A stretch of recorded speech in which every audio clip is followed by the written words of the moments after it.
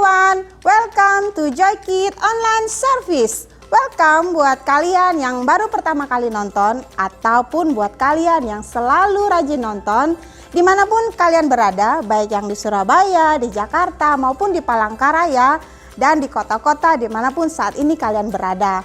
Kami senang bertemu dengan kalian semuanya. Nah, sebelum kita beribadah, kita mau yel-yel dulu ya, biar ibadahnya jadi lebih semangat. Sebelumnya kita panggil teman-teman kita dulu ya untuk membantu kita yel-yel. Ayo teman-teman, maju ke depan. Oke, kita mau yel-yel ya, siap dalam hitungan yang ketiga. 1, 2, 3, Joy, yes, yes, yes, awesome. Oke, sekali lagi ya. Oh Joy, tangannya kena. Oke, sekali lagi. 1, 2, 3, Joy, yes, yes, yes, awesome. Hello Joy Kids, welcome back to your favorite channel, Joy Online Service. Yuk semuanya berdiri sama-sama, put a smile on your face, tangannya diregangkan sedikit supaya nggak bosan, oke? Oke, everybody now say with me, you're the greatest, oke? Hitungan yang ketiga, everybody say it loud, 1, 2, 3, you're the greatest. Oke, one more time, everybody say 1, 2, 3, you're the greatest. Kasih tepuk tangan yang paling luar biasa hari ini, come on. Sing it together. I'm gonna give you what you deserve and hold nothing in reserve. No matter how I'm feeling, I still believe it's what you deserve. All my praise belongs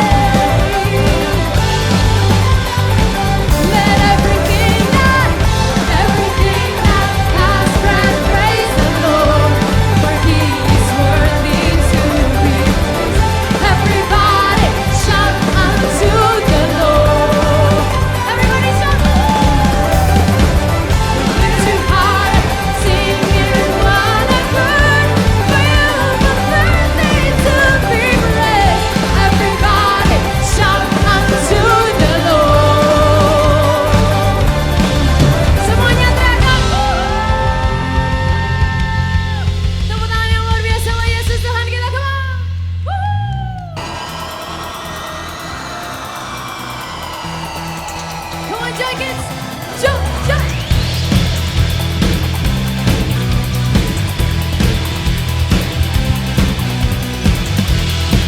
Praise you, God.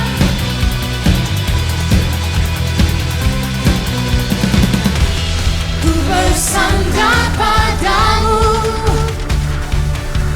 sungai di gurun kau adakan. Amin. Tembok musuh pun runtuh.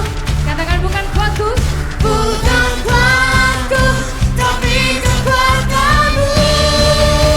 Let's go.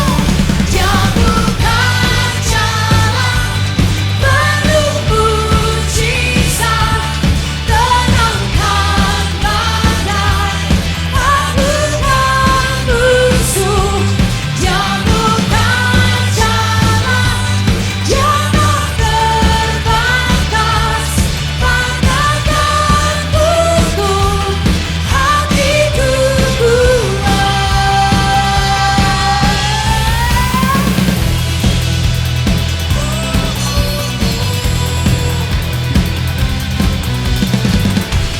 Ku bersandar padamu,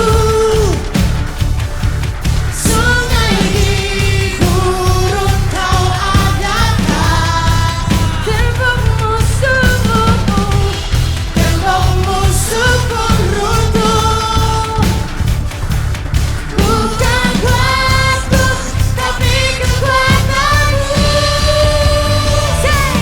Dia bukan jalan penuh mujizat, tenangkan badai, hapuskan musuh. Dia bukan jalan, dia tak terbatas, pandangkan pukul hatiku kuat. Tepuk tangan di atas kepala kita sama-sama, come on semuanya.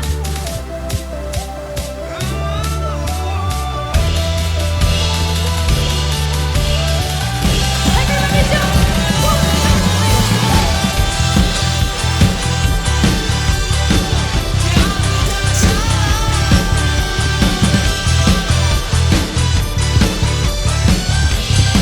One more time, sing it. Dia bukan jalan penuh mujizat, tenangkan badai, hapuskan musuh. Dia bukan jalan, dia tak terbatas, pandangkan pukul hatiku kuat.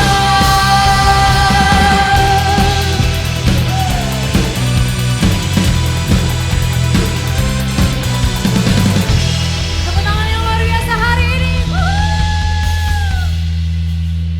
Kita angkat kedua tangan kita sama-sama, Joy Kids.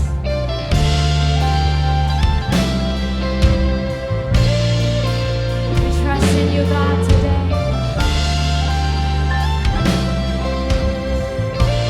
Sama-sama katakan, Tuhan yang selalu berkarya dalam hidupku. Ajakku jalan dengan iman di dalam Yesus. Kau menandakan rencana yang terindah, penuh kemuliaan dan penuh pengharapan. Sebab Tuhan mampu, maka semuanya mungkin. Sebab Tuhan berkehendak, maka semuanya jadi kemenangan. Pasti bisa terjadi, mujizat terjadi karena Tuhan mampu.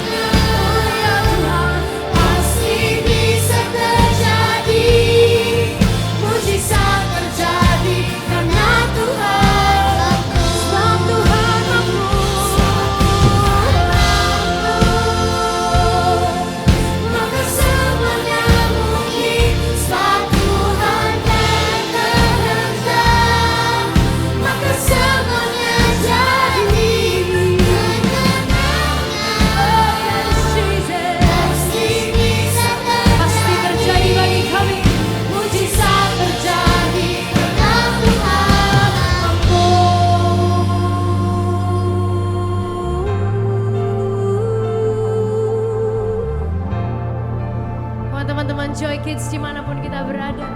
Kita angkat kedua tangan kita sama-sama tinggi-tinggi di hadapan Tuhan. Mulai kita buka mulut kita keluarkan suara kita menyembah Tuhan. Katakan haleluya, terima kasih Tuhan. Oh, we thank you Jesus. Terima kasih ya Tuhan. Buat cintamu bagi kami. Oh, for your goodness Jesus. For everything that you do God. Oh, we trust in you Jesus. Sebab Tuhan mampu, maka semuanya mungkin. Sebab Tuhan berkehendak, maka semuanya jadi kemenangan. Pasti bisa terjadi, mujizat terjadi karena Tuhan mampu. Pemulihan pasti bisa terjadi, berkatmu terjadi karena Tuhan mampu. Kesembuhan pasti bisa terjadi, mujizat terjadi karena Tuhan mampu. Tepuk tangan yang luar biasa bagi Yesus Tuhan kita hari ini. Thank you Jesus, hari ini kami percaya Engkau lebih dari mampu untuk menolong setiap kehidupan kami. Tuhan sendiri peduli akan kami and you love us so much. So God, we surrender today to you. Hanya di dalam nama Tuhan Yesus kami sudah berdoa, semuanya sama-sama teriakan. Amin.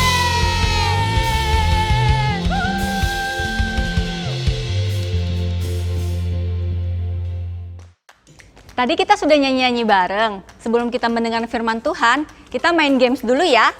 Nah, di sini ada permainan yang semua di rumah sudah pasti tahu. Apa namanya? Ya, Uno Stako. Kita mulai dari Vin dulu, Kani kita baru Joy, oke? Siap? Oke, Vin. Mulai. Kok merah ya? Ayo.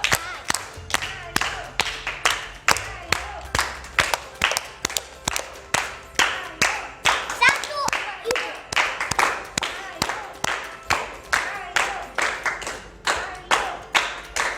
Ayo, Joy.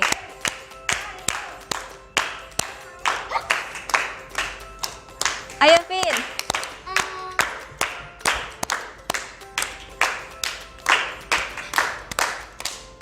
Ayo nih kita. Ya, karena Uno Stakonya sudah runtuh, sudah roboh, berarti permainan kita sudah selesai ya. Dadah. Hai Awesome Kids. Nah, kita masuk bulan Mei tahun 2021, kita masih dengan tema yang sama, yaitu Adventure with God to be Awesome Kids. Oke, kita mau ketikkan sama-sama, kita mau juga ngomong sama-sama ya. Ya buat yang udah bisa ngetik, boleh ngetik. Buat yang belum bisa ngetik, kita mau ucapkan bareng-bareng. Sekali lagi ya, Adventure with God to be Awesome Kids.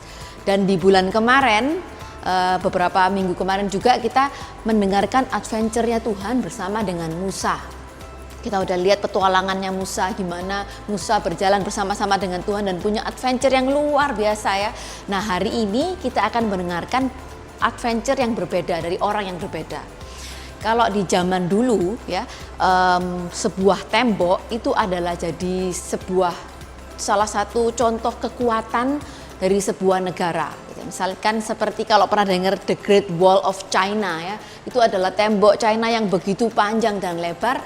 Itu adalah salah satu bentuk bagaimana sebuah negara itu mempunyai kekuatan. Misalnya mereka mempertahankan kota atau negara mereka dari serangan musuh itu dengan membangun tembok yang begitu hebat, begitu besar, begitu kuat. Nah, tapi ada juga satu negara yang menggunakan tembok itu sebagai tanda, istilahnya sebagai batasan untuk memisahkan satu kota dengan kota yang lain ya. Contohnya adalah Jerman. Jerman ada Jerman Barat dan juga ada Jerman Timur. Jerman Barat dan Jerman Timur ini dipisahkan dengan menggunakan satu tembok. Nah, tembok itu ada di kota Berlin, dan di tahun 1989 itu mencatat sebuah sejarah dunia yang begitu heboh, di mana tembok Berlin ini dihancurkan dengan menggunakan apa? Oleh rakyatnya ya, dari yang barat dan juga timur. Mereka istilahnya bersama-sama menghancurkan tembok ini dengan menggunakan palu. Jadi mungkin dipukulin, pokoknya sampai dipukulin sampai akhirnya tembok ini runtuh. Dan itu tercatat di tahun 1989. Padahal mereka nggak pakai sesuatu yang hebat atau yang heboh, tapi mereka hanya pakai palu. Dan di saat itu akhirnya pemerintahan Jerman mereka mendengar suara hati rakyatnya, ya sudah, karena mereka nggak mau dipisahkan oleh tembok ini, akhirnya tembok ini dihancurkan secara resmi oleh pemerintah menggunakan alat yang begitu gede. Mungkin kalian pernah lihat yang ada sendoknya besar, itu yang disebut dengan bulldozer. Jadi mereka menghancurkan tembok itu, akhirnya tembok itu benar-benar hancur dan merobohkan sekat antara Jerman Barat dan juga Jerman Timur. Nah, bicara soal tembok, menghancurkan tembok, ternyata di cerita Alkitab itu sudah ada momen di mana Tuhan menolong bangsa Israel menghancurkan sebuah tembok. Nah, setelah cerita Musa ya, petualangannya Musa dengan Tuhan, saatnya Musa itu harus istilahnya kembali ya, meninggalkan dunia ini, dia kembali kepada Tuhan.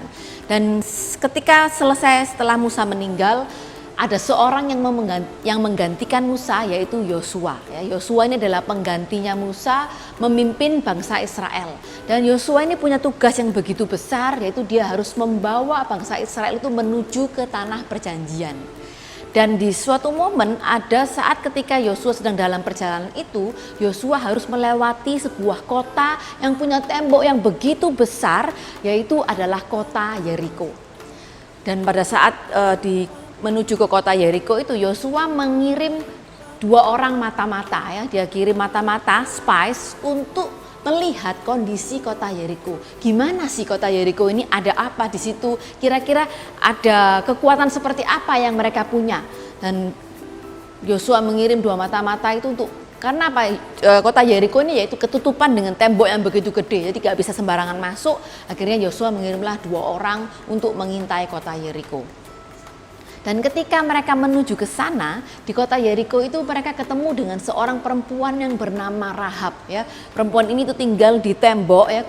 Jadi bisa bayangkan betapa gedenya temboknya ini, sampai ada orang-orang yang punya rumah yang istilahnya nempel di tembok kota Yeriko.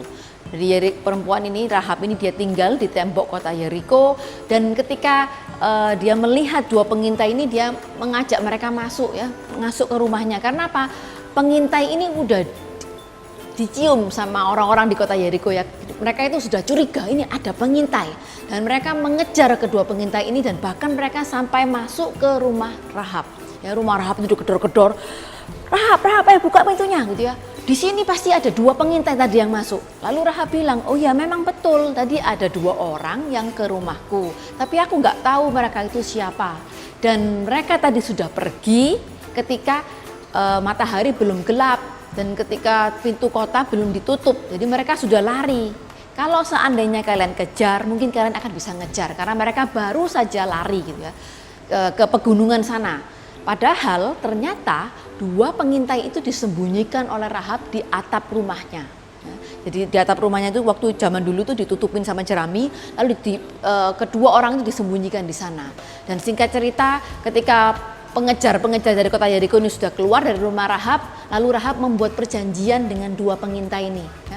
Kalau seandainya kalian akan menaklukkan kota ini, ingatlah sama aku, gitu ya. Karena yang menyelamatkan mereka adalah Rahab, gitu ya. Jadi kejaran orang-orang ini. Dan kalau seandainya Tuhan mau menghancurkan kota ini, ingatlah sama aku tolong selamatkan. Gitu. Istilahnya dia gak mau ikut hancur sama kota ini, diselamatkan. Dan sesuai dengan perjanjian itu, 2 pengintai itu juga janji sama Rahab, kalau kamu tidak membocorkan cerita tentang kami, keluargamu dan semua orang yang ada di dalam rumahmu yang di tembok ini akan selamat.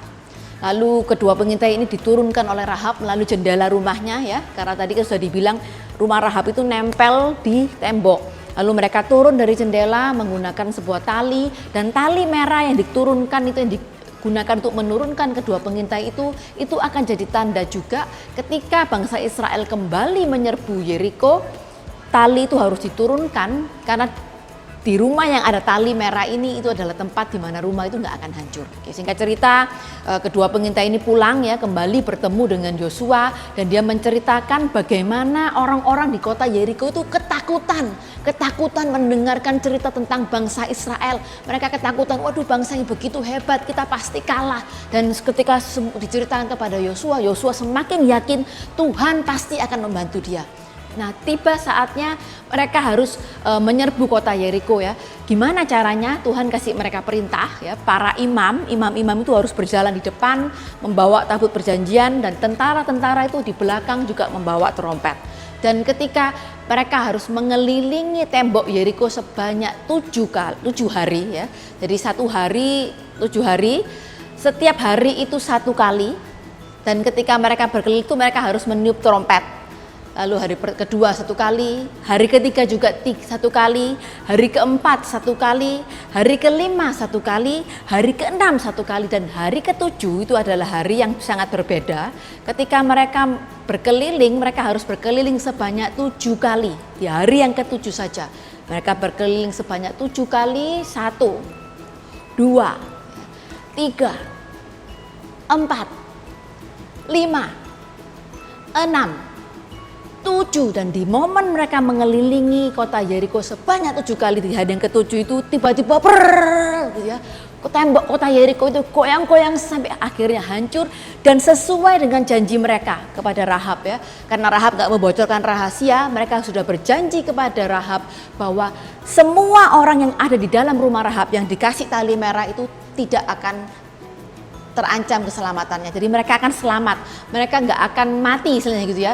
Dan ketika semuanya hancur, hanya tempat Rahab saja yang nggak hancur. Dan singkat cerita, Rahab dikeluarkan ditolongi oleh pengintai itu tadi, dikeluarkan semua anggota keluarganya, dan setelah itu Rahab selamat ya. Oke, sebetulnya ceritanya masih panjang banget ya, gimana bangsa Israel mengalahkan Yeriko bla bla bla bla ini itu. Tapi hari ini kita fokus sama hancurnya tembok ya. Gimana Tuhan menghancurkan tembok. Kalau tadi kita dengar ceritanya tahun 89 mereka menggunakan palu, dan setelah itu pemerintah menggunakan bulldozer untuk menghancurkan semuanya sampai benar-benar hancur. Tapi di kali ini mereka hanya dengan trompet dan muter-muter ya, muterin tembok sampai benar-benar hancur. Siapa yang menghancurkan? Apakah bangsa Israel? Yes, bangsa Israel, dan tentunya dibantu atau ditolong oleh Tuhan kita yang begitu hebat dan luar biasa. Kalau seandainya kita ada di dalam kota Yeriko ya, kita lihat ngapain nih orang Israel nih muter-muter gitu ya.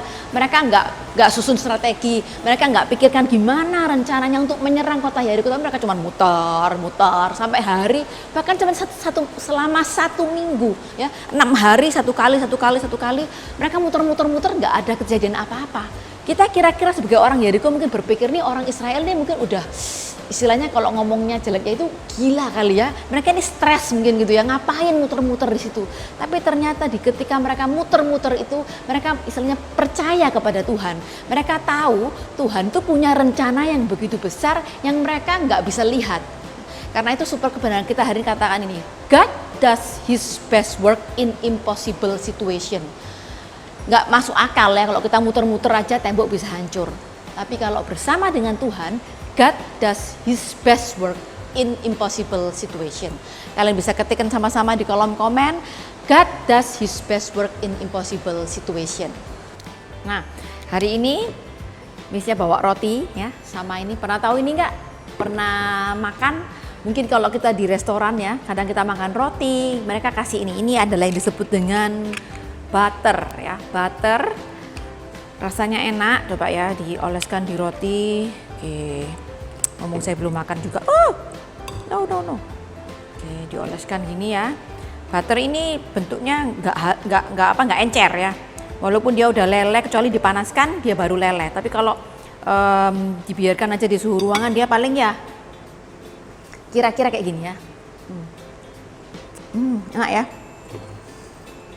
Nah, hari ini pertanyaannya ini nih. Kira-kira kalian percaya nggak kalau ini ya, cairan ini bisa jadi butter. Bisa jadi istilahnya ini, bentuknya bisa jadi kayak gini. Ya, sesuatu yang cukup keras. Ini kalau cairan susu ini kan encer ya. Kita tuangkan sedikit aja, kita mau coba. Ini ya. Oke, dia nggak terlalu encer tapi dia kira-kira bisa nggak sih cairan ini kalau kita proses bisa jadi sampai jadi seperti butter ini. Oke, coba ya, kita coba sama-sama. Yang percaya boleh tulis percaya, yang nggak percaya boleh tulis nggak percaya ya. Kalau percaya kenapa? Kalau nggak percaya kenapa? Kita mau proses cairan susu ini, heavy milknya ini sampai jadi ini, jadi seperti butter ini ya. Oke, boleh tulis di kolom komen. Aku percayanya kenapa, nggak percayanya kenapa, oke?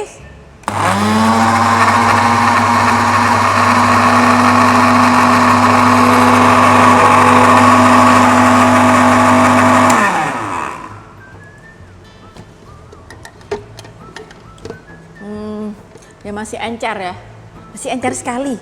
Oke, kita coba lagi.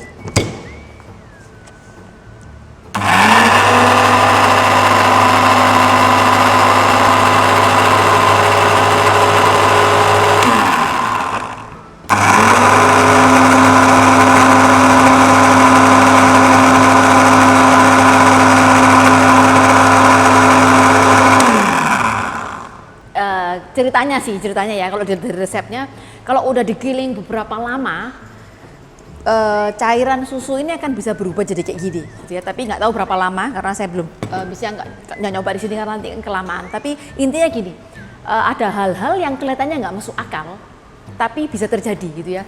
Gimana caranya? Kalau ini kan cuman sebuah contoh ya, nunjukin gimana hal yang nggak masuk akal, tapi nggak ada hubungannya sama, maksudnya bukan karena Tuhan terus bikin jadi butter, enggak, tapi maksudnya gini, ada hal-hal yang nggak masuk akal. Kalau kita jalan sama Tuhan, kita bisa terjadi. Karena apa? Tuhan tuh selalu menepati janjinya. Tuhan tuh nggak pernah lupa, nggak pernah istilahnya bohong, tapi nggak pernah, atau mungkin aduh bleset rek, lupa rek, aku udah janji gini, lo kok ketinggalan, mungkin barangnya ketinggalan, tapi enggak. Tuhan kalau udah berjanji itu pasti ditepati. Dan Tuhan kalau udah ngomong seperti kayak bahasa Israel, kamu pasti bisa mengalahkan orang-orang Yeriko.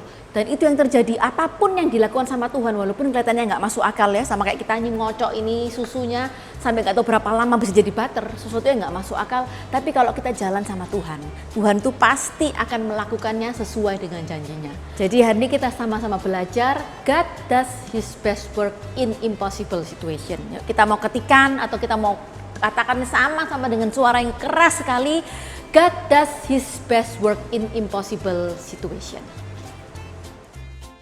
Jadi super kebenaran kita hari ini adalah God does His best work in impossible situation.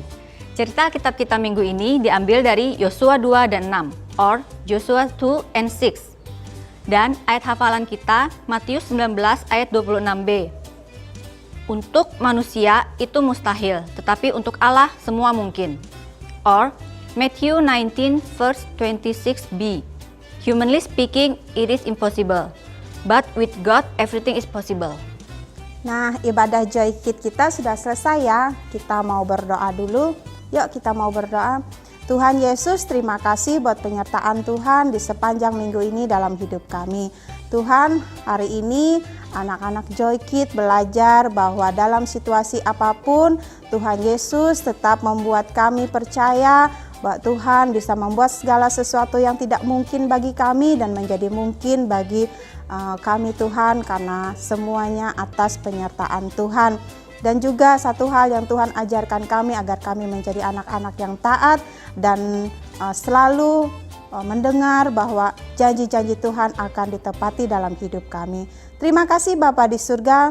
Kami juga berdoa untuk keluarga dan juga orang tua kami. Biarlah Tuhan memberkati dan juga Tuhan menyertai dan memberkati juga sekolah dan pendidikan kami agar kami tetap menjadi anak-anak yang hebat dan juga awesome.